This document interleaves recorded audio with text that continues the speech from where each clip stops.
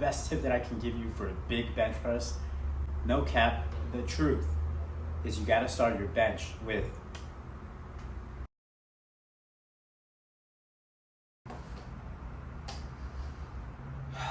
smells like Fruity Pebbles. That's awesome. What's up? How are you? I'm doing great. Thanks for asking. Today we're talking about the bench press. Nothing in particular really. Whoa, what is that? We're just gonna talk about it. We're gonna do it, and that'll be that. So stick around, like the video if you like this type of content, and subscribe if you're new to the channel. With that out of the way, let's get to benching. All right, I know I like to joke around a lot, but this one is a keeper, okay? The best tip that I can give you for a big bench press, no cap, the truth is you gotta start your bench with a warm-up, okay? Yeah, I took a little pause there for the intro, but you gotta start your bench with a warm-up, right? For me, it's doing a little bit of band work and then hitting the bar for 20, 30 reps, nice, controlled, good, smooth, chest contracting bench press, okay? If you can do that, if you can get your muscles to get nice and warm before you even start on your warm-up sets, then boy, everything is gonna be firing just right. It changes everything. You can do cable flies, you can do dumbbell work, you can do anything that's light and hypertrophy ranges of like 10 to 30 reps. Just get something in so that way you can start to feel your chest, your triceps, and just a little bit of shoulders before you start to get into your main bench work.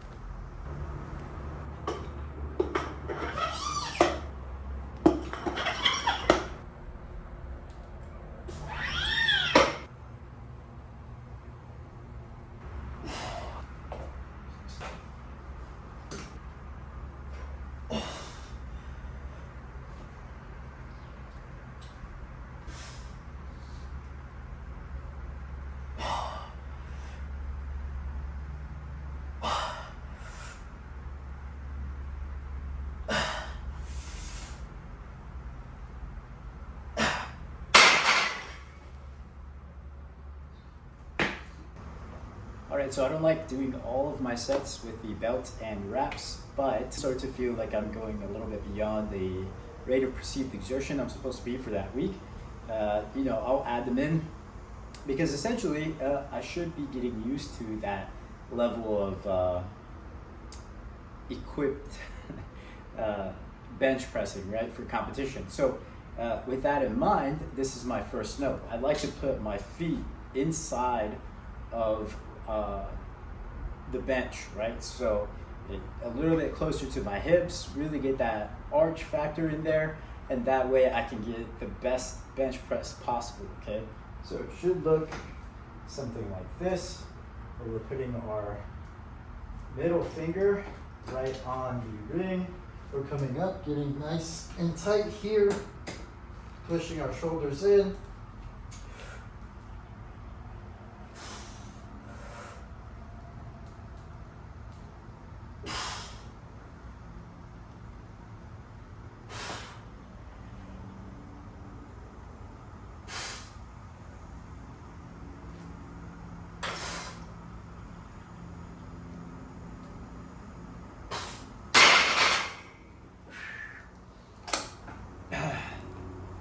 This way, almost always, we get good leg drive, we get our lats engaged by driving the bar into ourselves, and just getting some good reps and good sets so that way we can build our way up through this strength mesocycle, and then that'll be that. But speaking of foot placement, let's go to one of the first benches I ever done.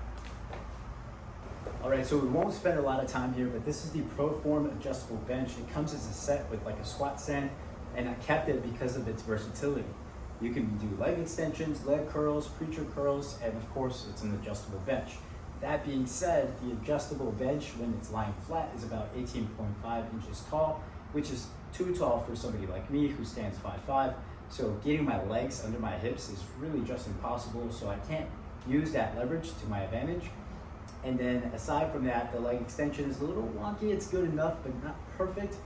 The leg curl, I never could get it right. And for somebody who's taller like my wife, it just doesn't work out. She says it's kind of painful. The preacher curl is okay, but that's really probably the best part about it. And even then, I'd rather do spider curls. So why it's still here? I don't know, man.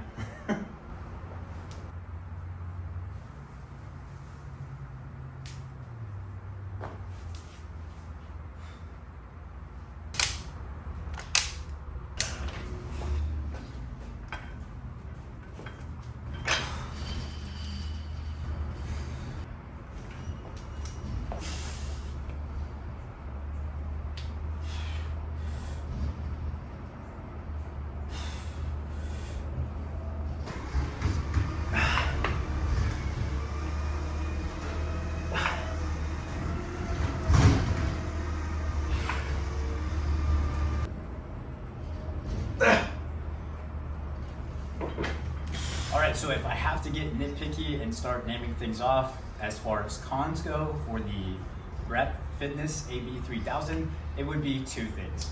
One, I hate so much that it moves when I try to set up. It's a pain in the ass enough to have an adjustable bench that you have to move around, especially one this heavy. I'm not exactly sure how much it weighs, but the wheels pretty much don't assist at all.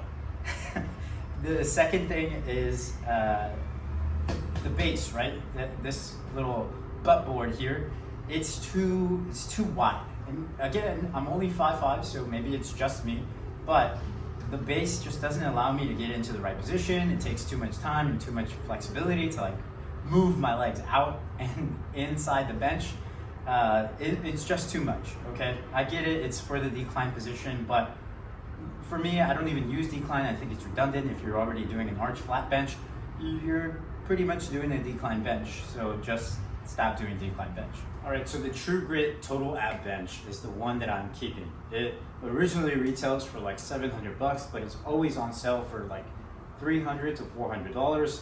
Me, I just happened to be in the right place at the right time, and I saw it on sale at Walmart for $150 something. Shipped plus taxes was like $170. So pretty good deal for me.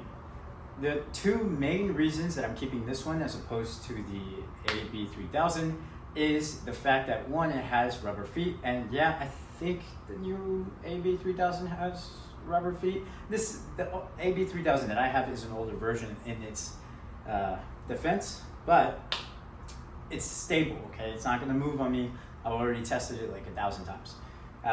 Two is the fact that it's a little bit easier to set up with. And I don't exactly know how to explain it, but it just feels better. The dimensions are kind of the same. It's about 17.5 inches tall, and it has like a 12-inch base. This one, the AB3000 has like an 11.5-inch base, kind of 12, but it rounds off at the top. And that, the butt bench, the base it's narrow, right? So it's not going to be too wide. I can set up pretty easily. And no, it's not like this tripod thing, but it's just small enough at the feet that you can kind of fit your feet in. That being said, it's not without its flaws. It MSRPs for like $700, and it's really just worth like $200 to $300. It doesn't have the ladder system that I love on the AB3000. Instead, it has that pop pin adjustability. It does have quite a few settings for the bottom and the top there. I think like 9 settings for the incline and 5 settings for this baseboard. But aside from that, I'm not a big fan of the pop pin. The second and most glaring issue is that the space in between the backrest and the butt seat, I don't know what it's called, so I'm just going to continue calling it a butt seat, is a really, really big gap, okay?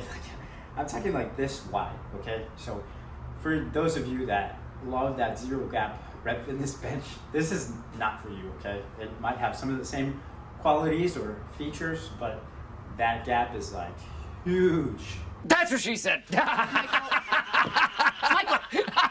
Michael, please. There he is. Please. Mwah! So keep that in mind.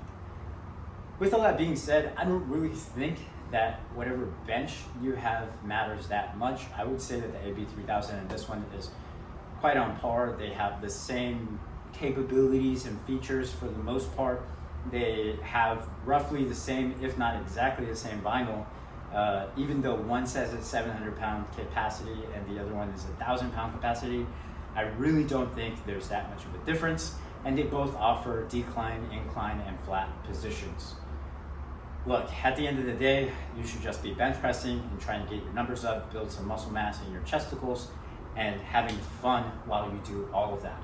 So, like, subscribe if you haven't already, and click the links in the description below.